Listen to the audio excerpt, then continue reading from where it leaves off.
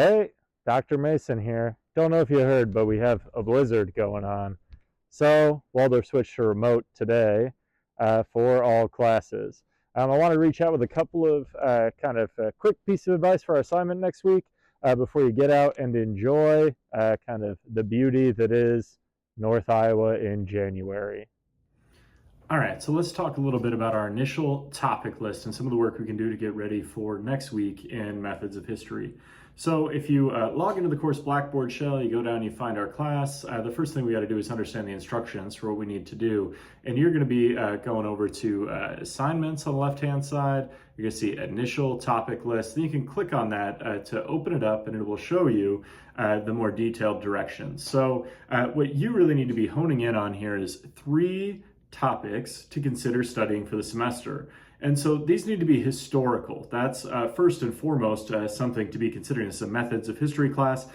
So one of the things that you don't want to be doing is just conducting a research project about anything. That's the only stipulation is it must be historical. So to do that, we're going to set kind of the time scale is at least 30 years in the past. Now, that's not to say you can't have some analysis that would bring that into the current moment or relevance to today, but the event or the heart of what you're talking about when you set your scope and scale needs to be at least 30 years in the past. And the second thing it needs to have is a defined scope and scale. So one of the biggest traps I've seen people fall into with this class is they decide to go and kind of set something that's way overly broad. They're afraid they won't be able to find the right information. The most notorious example in history at Waldorf is steam power.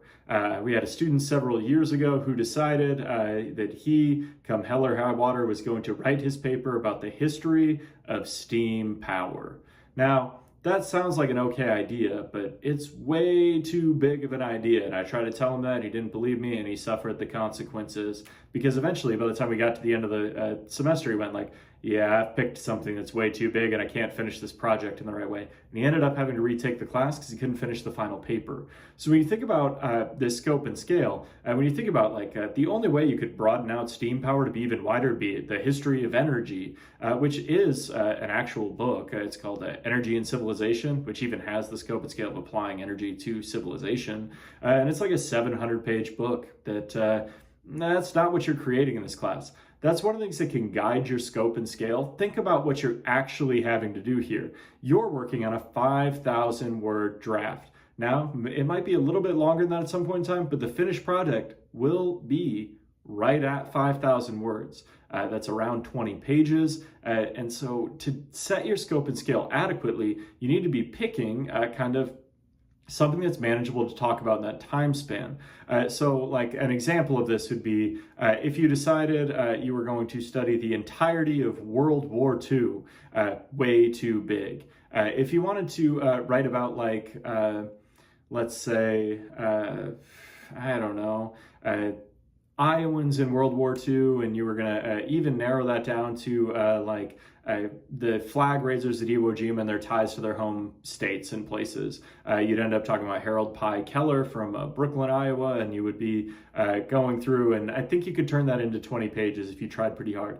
Sometimes as you work on this, you're going to get a feel for this over time, and that's where my expertise is going to help you in our one-on-one meetings next week. I just want you to try with scope and scale here to set up something that is narrow enough to be researchable with the kind of things that you have at hand, whether that's through internet archives, whether that's through the Waldorf Library, whether that's through things you already own and have access to. What I'll run into a lot of times is people will set their scope and scale, and then as we get closer and closer to the annotated bibliography, they'll run into the challenge of they either have way too much information or they can't find any information at all, and then they have to make a change. That's where we'll narrow and redefine a little bit next week. But as you develop your topic, think about the potential opportunities and challenges for the successful development of a 20-page paper. So in your mind, you have to see the pathway to getting from where you're at now, which is probably some basic knowledge about the topic, to a 20-page paper. And as you do that, you're going to be able to take each idea and construct an argument related to your subject. So an easy way to do this is to form this into a historical question, or just start thinking about your historical argument more broadly. Sometimes people like to do this by talking about this is the most historically significant. You should just know why you're kind of trying to make this topic into a paper. So as you do that, you want to kind of develop your three topics, and then within those, you want three potential supporting reasons for your argument. So one of the ways to think about this, and I'll think about this in the context of my own research that I'm doing in relation to this class.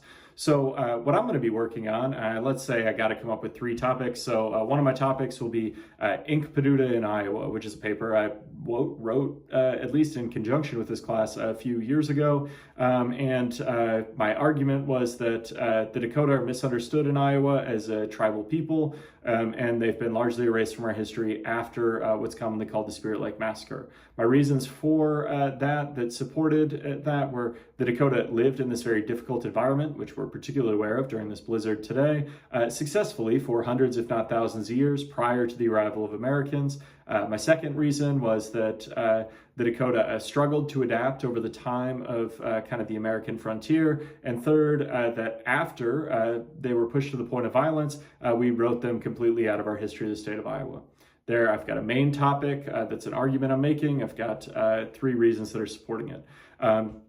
Another, the book I'm working on right now, is based on that Iowa's changed more than any place on planet Earth. 98% of our land surface changed in the conversion to agriculture, and that most people don't know that, or most people should know that. I guess that'd be more of an argument.